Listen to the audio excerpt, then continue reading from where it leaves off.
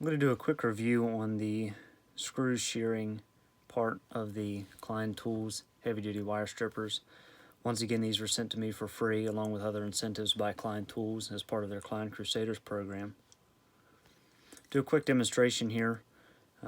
First of all, they will strip both 6x32 and 8x32 screws.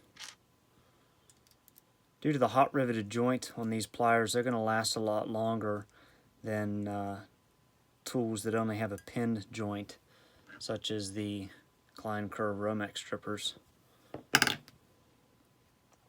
That hot riveted joint on these is going to make it both easier and make the tool last longer. So there's a 6x32, shears that screw off very easily. Because it's threaded, when you bring the screw back out, you're not going to have any trouble threading that into a nut or whatever it needs to be threaded into. Here's the 8x32 screw. If I can get it started here. Threads in nice and easy. Shears nice and easy, and when it comes back out, you're going to have a nice clean cut.